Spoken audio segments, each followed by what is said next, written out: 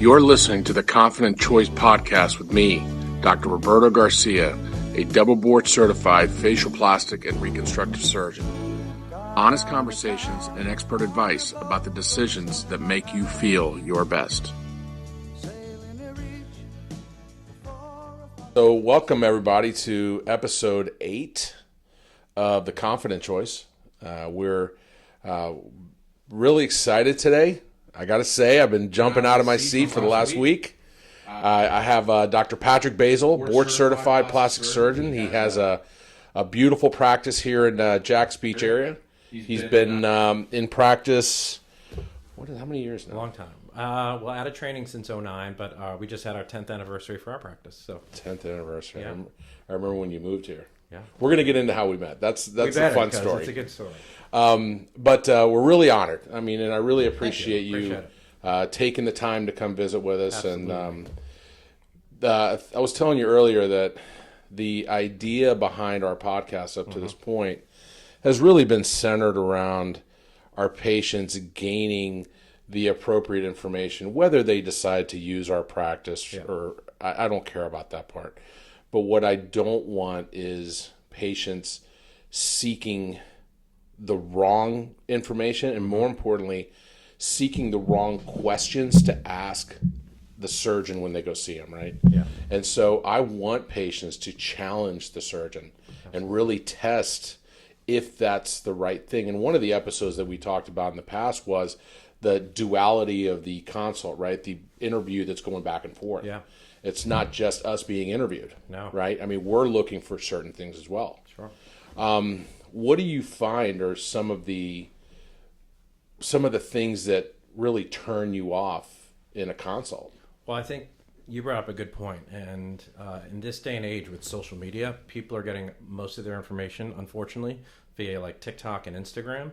And interestingly enough, or I should say paradoxically, the people in our professions doing the most promotion on there aren't necessarily the best and are giving the best information. So you're kind of getting skewed information. So, I think the hard thing is when a patient comes in and they're already convinced of what they need, how they want you to do it, specifically, even if it's regarding breast surgery, the CC size, because their friend had this, or if it comes to a face procedure, how they saw it done or what Kris Jenner got and this, all those things. So that kind of certainty or whatever, or like afterwards, just kind of the questions that are brought up that don't make any sense, and then they don't really are listening to you or kind of like trusting what you have to say. They're almost listening more to what social media has to say. They said, oh, hey, after our consult, I went home and got on social media and there were a lot of things you didn't bring up. And I'm like, well, what are they? And then they listed them. I'm like, well, that has nothing to do with your surgery or procedure. So I think, unfortunately, out there, the public doesn't necessarily can tell what's real and what isn't real. So, do you think that whenever you're posed this scenario in consultation, oftentimes I find myself kind of, all right, let's step back for a second. Let me, I understand what you're saying and I understand what you've seen. I mean, just yesterday I had a young girl pull out a rhinoplasty photo that she saw in some person, an actress, and you say, okay, now hold on. This is a beautiful result. Yep. I'm not mistaken that. However, it won't work for you, right? And I used the example yesterday. I would love to be Brad Pitt. Yeah. But just my parents weren't Brad Pitt's parents. Yeah. You know what I mean? And your anatomy's different. Exactly right. And so you're going to get different things out of. You'll get different results from the same surgery on different patients. I mean, you've been doing it long enough and you've seen that. I think I do like the photos, though, because when they come in and up front and say, hey, I want to look like this, you can tell right away whether their expectations are going to be met or not. Of course. Or you use the opportunity. If I'll have a patient come in, they're in their 50s and 60s, perimenopausal, had a bunch of children, and they show me a breast aug photo on someone that's 18. I'm like, you see that you're not, oh yeah, I do see that's not me. All right, let's go back and try to find some photos of people, similar age, similar body type, who's not like a size 0 or, like something that is more applicable. That's actually good, because I like that, because I'm learning ahead of time.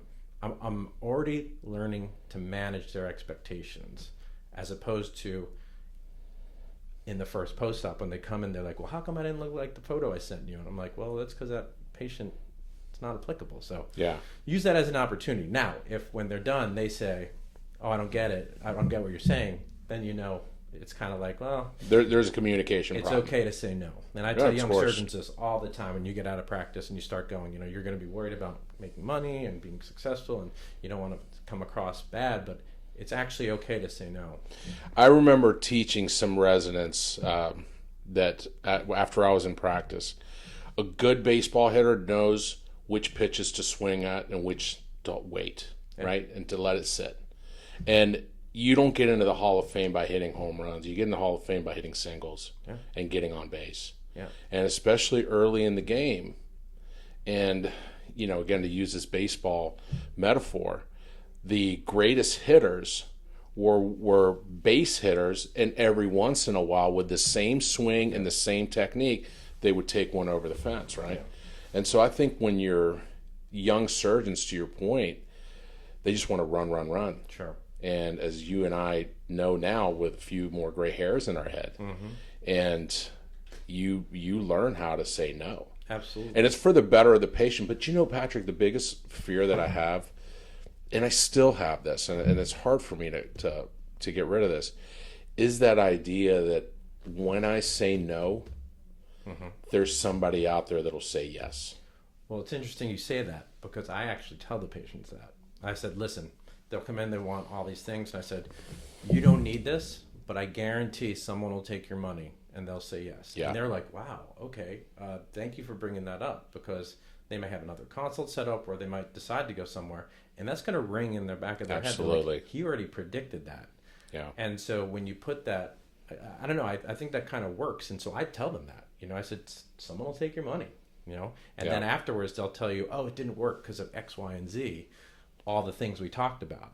I'm here to advocate for you ahead of time, and I'm telling you, I don't feel comfortable taking your money, and I also don't think we're going to get the outcome you think you're going to get. Absolutely. It's not right, because at the end of the day, you will ill-advise a patient, and now they've been operated on, and they're sans money, right? They've lost money, and they're not happy. Yeah. So it's like a double whammy for a patient. And why would we ever want that? We want them to get to the end of the experience and say, this was well worth it. Absolutely. This was money well spent. And I know you've probably experienced this too, where you have someone come in, you think they're going to be an excellent candidate, you come up with a plan, and for whatever reason usually it might be money, where they're like, oh, you're kind of pricey. Yes, but you're paying for my expertise and my, and the experience. Yeah. And then they might go somewhere else where it's like, a lot less expensive, have a negative experience, come back, and then now you got to revise it. And how much harder is that? Of course. A lot of times to revise it. Of course. And it's just like, and then they're out even more money. So I try to give them as much heads up, and I say the same thing you said. Hey, even if you don't use me, here's the information that you need to go forward. Yeah, and I've found myself in a situation where they say, well, so and so is, 50% of what you are. And I said, look, I would rather you not do anything, save your money, but don't go down a path, especially something as important as this, for financial reasons, right? Yeah. So in your practice, one of the struggles that we have, and in your face business and in mine, and like, I don't do any body stuff, you do that. That's why I send it all to you. You're the man. Yeah. So there's always that struggle between, where do I start with this person, right? Do I start conservatively and build them up? Because we're kind of torn, right? As surgeons, we're expected to have the bottom line, the final answer, right? Okay, I can operate, I can be done with it. And then there's that struggle between, I want to be conservative and not be this surgery happy doctor. And then on the other hand, I don't want them to feel that I'm dragging them along for 2 years, having them get a bunch of non-surgical things, spend a bunch of money, and ultimately do a surgery and then think, well, why didn't you just offer this to me on the front end? Yeah. How do you do that? It's a dance, and you want to make sure that they're as well educated as possible, and I think it's multifactorial, right? It has to do with what their life is like, their job, how much can they take time off. There are going to be patients where surgery is just the only option. We know that, right? Where you can tell right away, being like, anything else isn't going to work. But I kind of educate them. I said, listen, you have 3 options. Do nothing. Go for the gold standard, which is the big surgery. Yep. Or somewhere in between, we have these different modalities, whether it's face or body, that can get you somewhere 30, 40, 50% correction. That'll save you a bunch of money and also might be good enough for you at this point in your life. Yeah.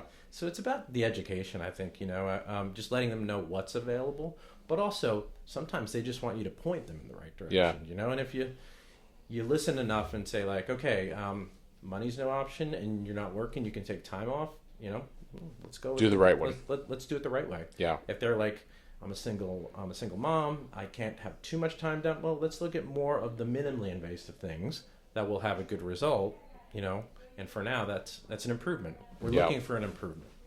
Yeah, and I came across, you remember when Kybella came out? Sure, yeah. So actually, you trained me. That's right. We trained a bunch of people. Yeah, I came to your office. And I remember when it first came out, and I said, oh, this is a game changer, right? It's deoxycholic acid. Mm-hmm. It worked. The idea makes sense. It's a fat dissolver. And then I started doing it, and I realized that, first of all, the subjects that they had done studies on were getting like 8 to 10 vials of this stuff. Okay, that's like 10 grand in an injection. Correct. For this area. Yeah. Something that you and I can correct for a third of the cost with a tenth of the time of recovery. And that's what I was going to say. Are you going to tell me with the Kybella you didn't get any swelling? That's what I'm saying. Yeah. So you spend a year. Yeah. Patients would spend a year having treatments over and over. Yeah. And then I came to a conclusion. I said, well, hold on a second, Roberto. You're bleeding these people with Kybella when you can correct it. And then I thought to myself, I'm losing credibility and trust with my patients. And so now we have Kybella, and so that's where that patient selection comes in. Yeah. And we still do have some patients that'll come in and they'll say, I can't have liposuction. I don't have the downtime. I have this small little tiny pocket. Yeah. And that might be a better candidate. And it's a young kid where they're not going to have and you discuss loose skin. All the pros and cons. And you tell them all. Yeah. I think, the things like that really were kind of probably designed for the med spa who didn't have someone trained like or you a dermatologist. Yeah, trained like you or I in our specialty where we have procedural things. Right. And because think about it, anybody could use it, right? And then they just teach you how to grit it out and you can inject it, But, that's because that was their only option. That's all they had. Yeah. And, and there comes a time where if you look at some of these people in Hollywood, they look worse with the non-surgical injectable lifestyle than they do with the surgical lifestyle, and that wasn't always the case. You know that. How much has our industry changed? That now we look at this naturalness, right? Sure. Everything's based upon everything's based upon balance and naturality. It's about balance, right? Yeah. But it's almost impossible when you're constantly seeking that non-surgical modality, I guess, or philosophy to be natural. Don't you think? Yeah. And the interesting thing, or the ironic thing, is I don't think anybody ever thought those people in Hollywood looked good. So it was just weird to see them doing this to themselves, thinking they look good, and then again, that's probably why it fell out. But well, it's kind of one of these things. Sorry to interrupt you. Yeah. It's kind of one of these things where somebody in Hollywood has a good facelift. Yeah. Okay, and because there's very talented surgeons in Hollywood, you and I know that. Yep. And then everybody's it's that self-fulfilling thing. Yeah. Everybody's constantly telling them, "Oh my God, you look amazing. You look incredible. I've never seen somebody look better." And then it gets in their head. Yeah. And they say, oh, wait a minute, I got to keep doing this because I want to keep getting those kind of compliments, right? That narcissism feeds eventually to their demise. And also, if they are in the industry, in entertainment, they're constantly seeing every day a new crop of young people coming in who will work for less, look younger, they're fresher face, and it's a tough business. It's a really tough business to be in. But obviously it does feed into everything you talked about, insecurities and things like that. Yeah. And having to pay the bills, So what other things are, we could spend an hour talking about injections 100%. and Yeah. neurotoxins and all that. Yeah. What other modalities are you subscribing to with facial rejuvenation? Well, facial rejuvenation to me absolutely starts with good skin health, right? Anything, we know this, and this is sort of a newer concept the last 10, 15 years. Back in the day, all you did was kind of pull tight or nip tuck and things like that. Yeah. And it was still what I call the same paint job, right? Right. If we're really trying to restore natural beauty, form, and function, which is what plastic surgery is, you have to look at the paint job. So it always starts there, not only for appearance, but also you're going to get a better result in what you do. The biggest thing is there's so many variety of like lasers available now, from broadband light to different things. If you like, we use the Cyton platform, so Moxie Halo, Contour, ProFrac, all these things that really allow us to personalize a treatment. Now that's new, because back in the day, all you had was the CO2 laser, that right? was it. And you're going to fry someone's face off. Maybe they don't need that, though. Yeah. Maybe they need a fractional laser. Yeah. Maybe they don't have the need for the downtime.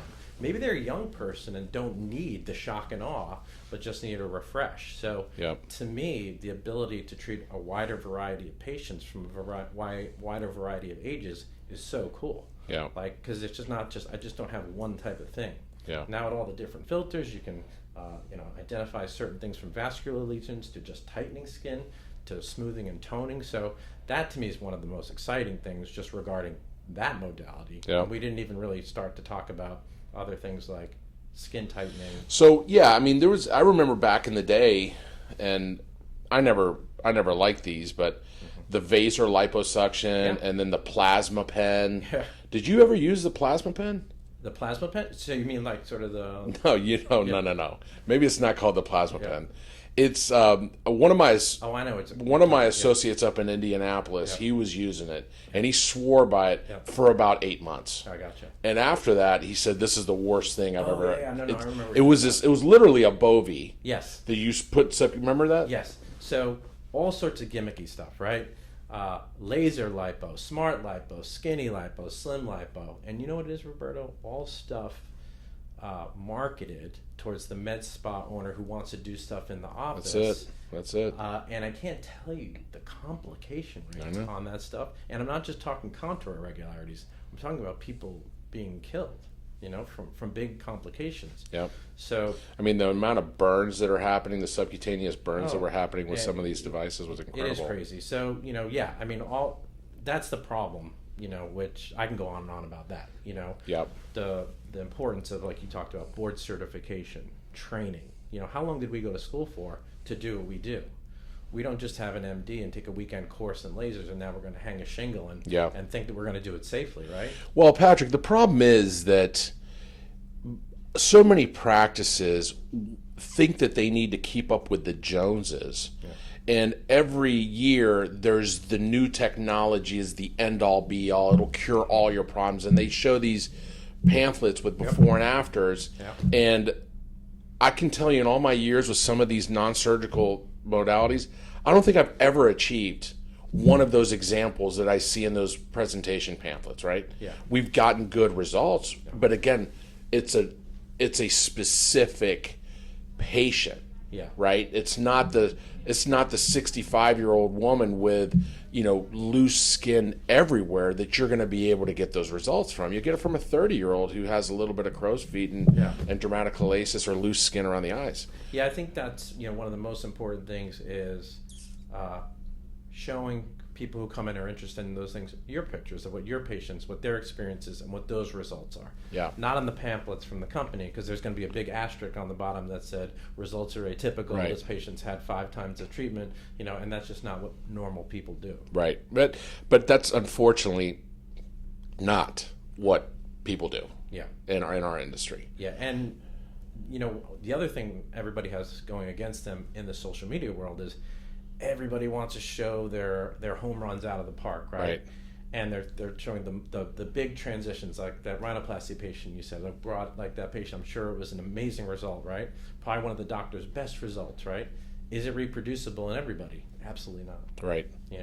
So it's kind of misinforming the public as to what the expectation Right. is. Yeah. So most of my consult is talking about expectation. Your personal expectations, right? I mean, and to that point, you have a patient that comes in, and I would say most of our business now is word of mouth. I don't even think we advertise anymore other than social.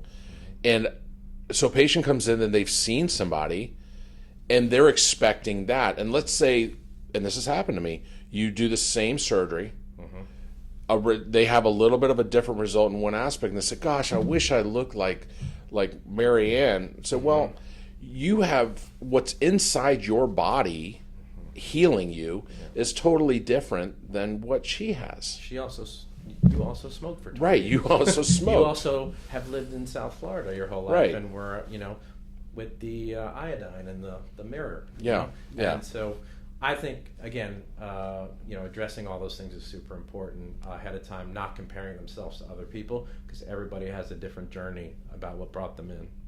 So you years ago, man, I don't know if I ever told you this. You kind of changed my practice. Oh yeah? I never told you this.